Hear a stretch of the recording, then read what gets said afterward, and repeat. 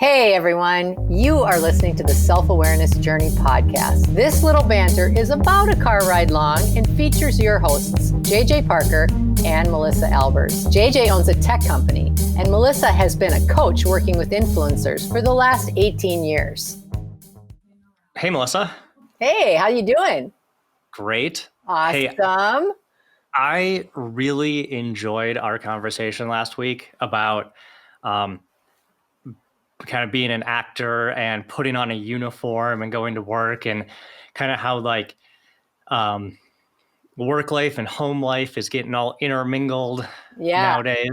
Yeah. I thought it was really interesting, and it reminded me of like another experience I had that really kind of like challenged my ideas around kind of like this authentic versus actor self. Yeah. Tell me about that. I too had a really active thinking week about it.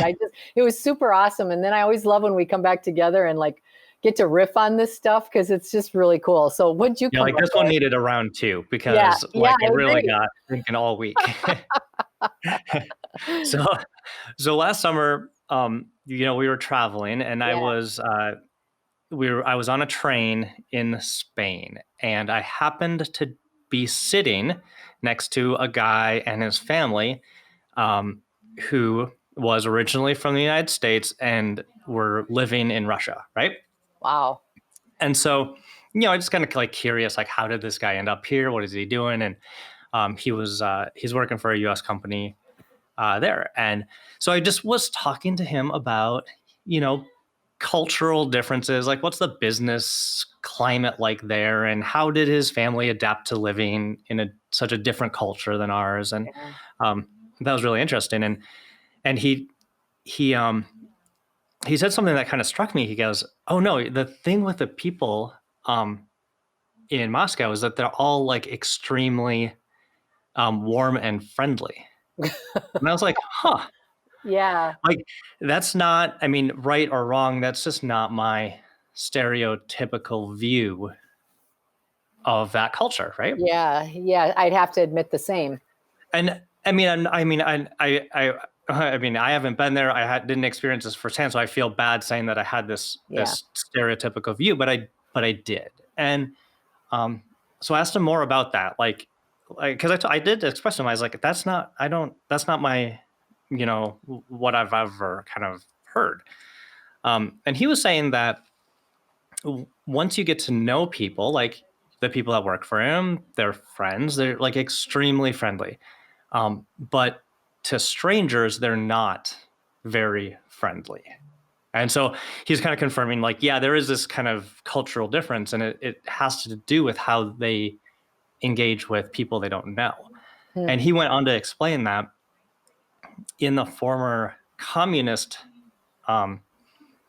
economy, that it really didn't benefit anybody to be friendly to strangers, unlike in the US. So, like, an example is if you were the local banker in your town in the United States, you wanted to be friendly to all the people you didn't know because they were potential customers. Exactly. Right. Exactly. Whereas in a communist economy, there wasn't any economic gain by being falsely friendly to people you really didn't want to deal with. Right? Yeah.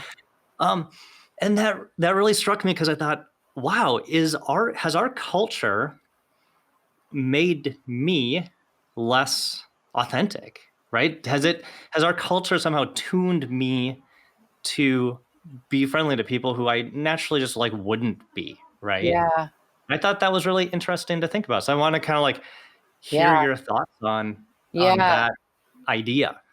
That is an interesting one. And I would actually expand the question to not just be, has our culture sort of pushed that? Because clearly there is a culture of this in the United States, and I know regionally it's very different within the US, but it's not just culturally, but I think it's also our family units, our friend groups, our work environments. All of these external pressures sort of push us into feeling like we have to be a certain way to fit in. And I just think about that as the actor self. The actor self is one that says, I don't actually feel like this, but I know I have to say this out loud. Or I don't really think like that, but I'm going to pretend like I feel okay with it. And it creates sort of an imbalance within us.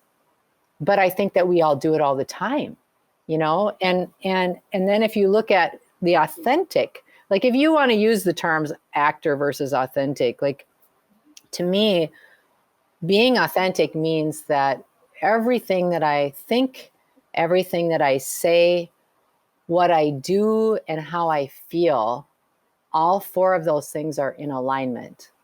It's really easy for me to be me when I'm acting the same way that I feel. I'm talking in the same way. I don't have to try to, like we said before, there's no armor. I don't have to put any armor up. Right. And it just feels like the difference between the two is massive. And I think as a society, exactly coming back to your story, as a society, it is a cultural norm to change who we really are as soon as we are out somewhere else.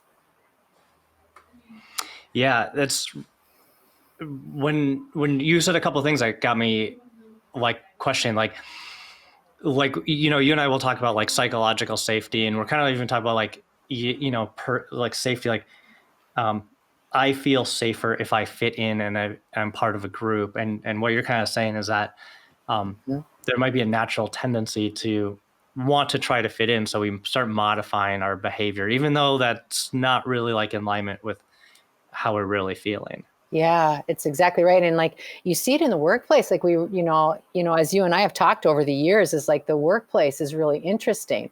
And JJ and I, just for the sake of the listeners, JJ and I had a startup company that we had together where we were business partners, and we had created such an environment in that place that we still talk about it as like one of the best experiences personally that we've ever had. Even though the business didn't do anything massive like we hoped it would, the experience of being together and creating on purpose an environment where people were safe to be completely who they were, we had the most top performers in each one of their rights. We were able to really move through a lot of business scenarios that would normally be extraordinarily challenging. And yet we felt the best that we'd ever felt. And we had extremely high production. Like the stuff we were creating was very high quality because we weren't worrying or using energy up on trying to act a certain way. I love that idea. Like that when we're trying to act a certain way, we're consuming some of our gas tank, right? Yeah, a lot of it. A lot about it. We might be consuming like a lot of our gas tank. Yeah. Not leaving room for being creative and having output. Yeah. I mean, I just really believe, for me, my belief is we all have a right to be happy. As human beings, we came on this planet to be happy. Everything that we do is to be happy. In the work, in the play, in the creating, in our families, we're driven to do things that make us happy. And yet, so often we put our feelings away when our feelings are trying to give us like a little heads up that, hey, you're not acting in alignment, like you don't feel good inside. And the reason you don't feel good inside is because what you're doing or saying or being isn't making you happy, or how you feel on the inside isn't matching something on the outside. So it's creating an imbalance. But so often we don't allow ourselves that, and we jump right into, just pretend it doesn't matter. Just suck it up, just get this project done and don't complain and whatever. Yeah, absolutely exhausting. Absolutely exhausting trying to live in that tension for extended periods of time. And so, I think we try to recognize that in ourselves. I think a lot of times we can recognize it in others, maybe even easier than we can recognize it in ourselves, right? I agree. I totally agree. So, like, how do you start recognizing that in yourself? Like, you talk a lot about mind body connection, and how would I really actually know if I'm being my authentic self, or I am kind of like acting the part a little bit? Yeah, that's such a good question. And I don't pretend to be the sage that knows all things, but I do know this is that when you and when I notice how I feel about something, how we feel and how our body feels, like our body will tell us how we're feeling before our brain tells us how we're feeling. And I say that all the time. You've probably heard me say that already, but when you check in with your body, like if you are acting in a way that you're not quite sure about, how does your body feel? If your body has a tendency to feel a tenseness, or your stomach hurts, or your neck feels tight, or you get a headache, that's usually an indicator that you're acting in a way that isn't quite right for you in some way. And conversely, if you are having an activity or you're doing something or being a certain way and your body feels really good and your feelings are alignment with that, in other words, you feel sort of light, generally have a sense of deep satisfaction, you can feel that in your body. And I think that the very first thing is to just notice how your body is feeling. Yeah, I would, a lot of times we talk about like when we're really doing our best, most creative work, we use words like I'm in the zone, I'm in the flow, everything's Exactly. clicking. We use these words that definitely describe like an easiness to Yes. everything that we're doing, right? Yeah, And every exactly. time we're not in that easiness would be an opportunity for us to like really try to think about like, what is the tension that's not allowing us to get into that state? Right. And because here's the thing is, as your feelings and as your body feeling amps up more and more, like what we typically do is we have this little reaction, like an internal reaction that says, okay, something isn't quite right. As that feeling grows, we also have a cultural norm to not show strong emotion. A lot of us have been conditioned. Don't talk about how you feel. Don't show it. To the point that when our bodies start to tell us we're having some sort of feeling, if that feeling amps up to a place where we get uncomfortable, rather than us stopping everything and just checking in with ourselves, that's not typically how we handle things, or we haven't. What we will usually do is, oh my gosh, that feeling doesn't feel good. Turn it off. Go do something. Just get out of that. Get out of there. Don't ask yourself why you're not feeling good. And I think that is really the difficult part about, and that's the part that we have to sort of unwind, is that natural habit. The minute we have a feeling that isn't favorable, the natural habit is to shove it away. And the way I think to actually understand being authentic, being in our actor self, all of that is to, the minute we have that feeling, is to just stop for a minute and explore it. Like, what is this feeling? Like, I don't feel quite right. Why is that? What's behind that feeling? Yeah, that's interesting. Like I'm trying to think through, I'm thinking back just times like, as you explain that thing for myself, like times I've like lost my temper, right?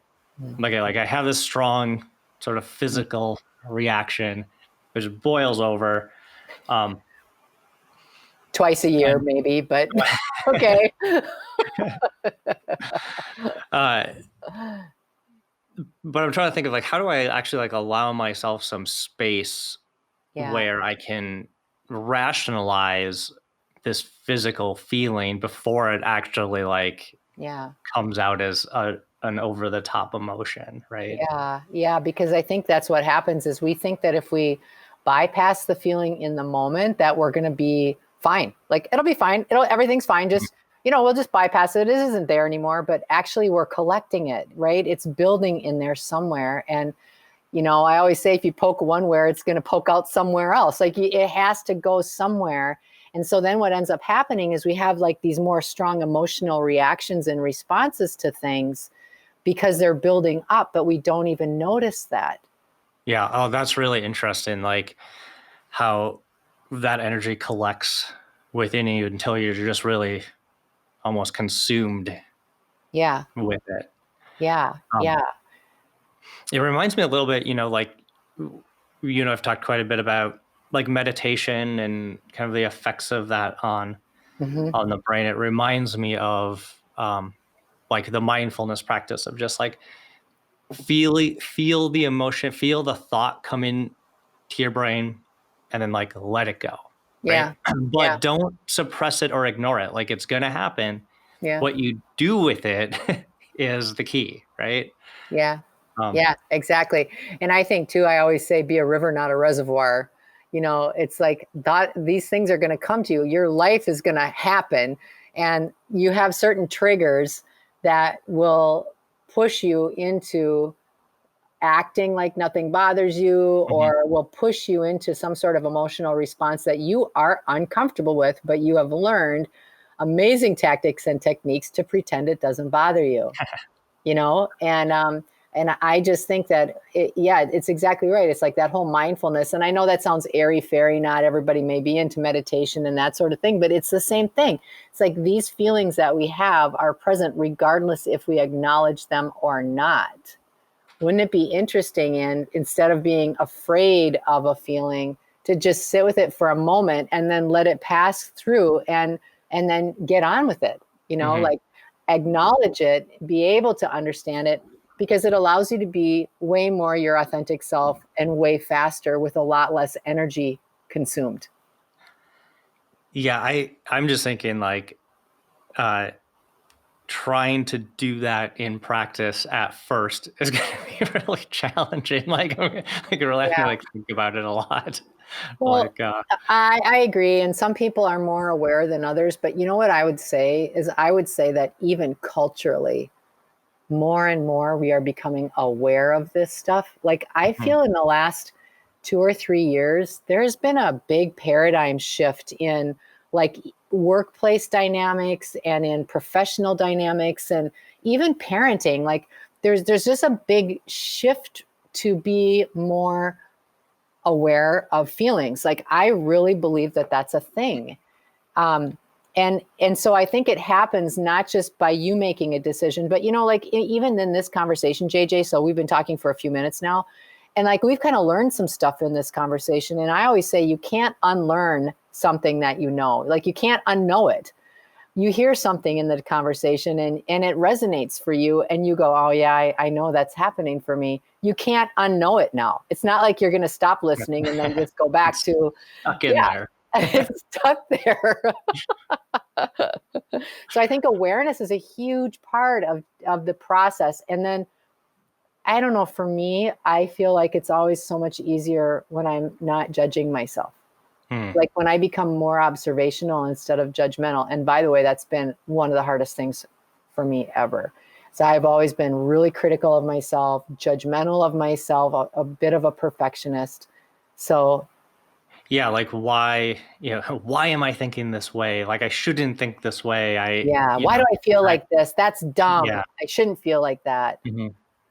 But just accepting the fact that nope, these thoughts and feelings like they come up, but then you Yeah, can use yeah, your rational thinking to help understand them and then like let them go, right? yeah.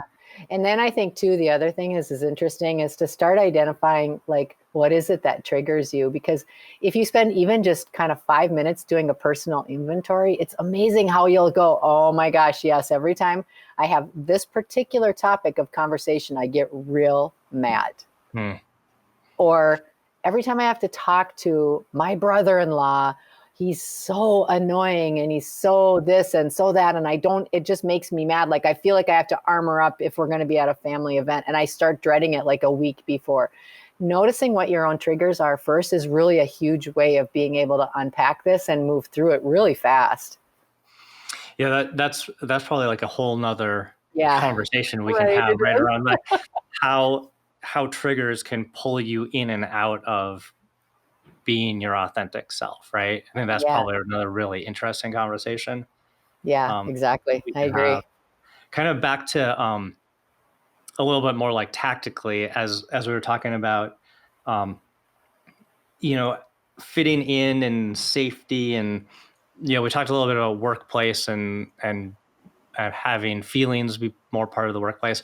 I was actually even thinking like personally, like, do I kind of modify my behavior, of like around my family. It's like, actually I was thinking like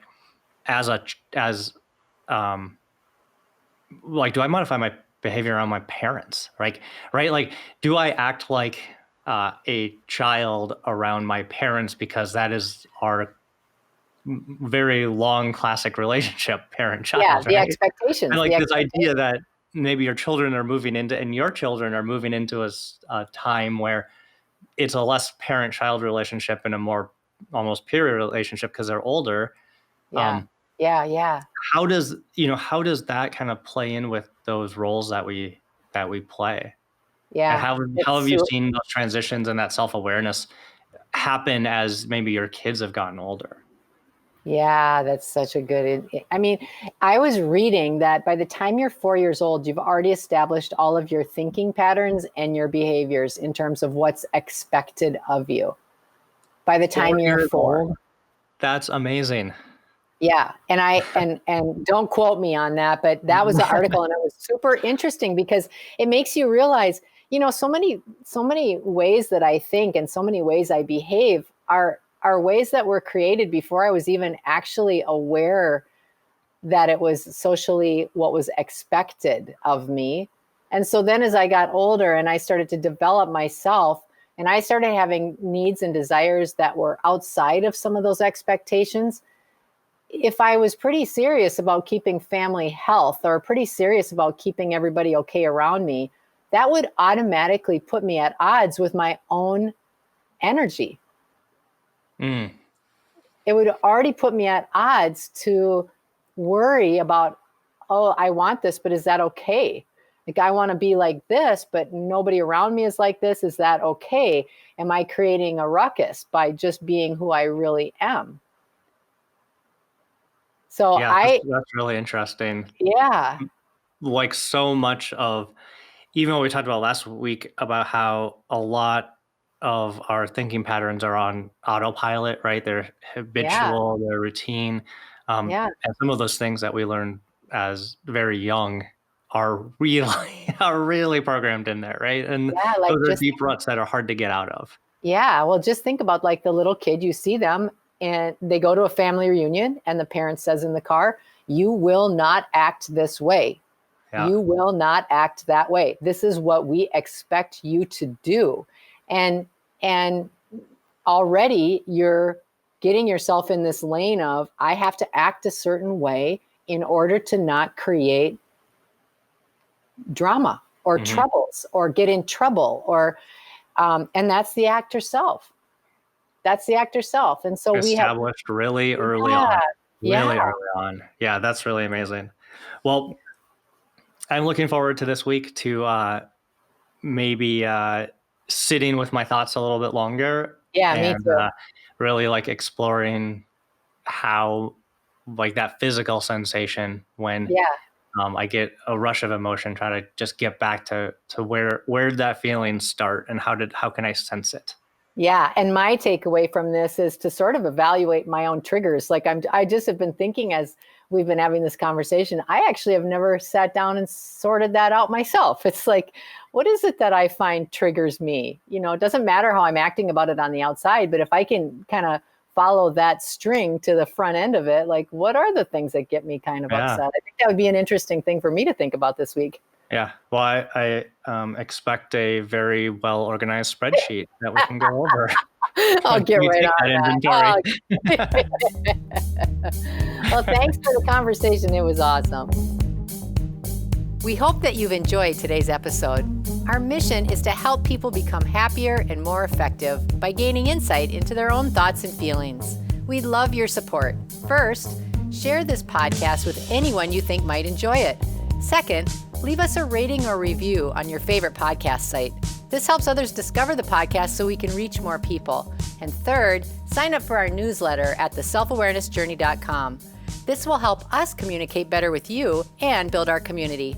Thank you so much for joining us in the Self-Awareness Journey. We'll see you next week.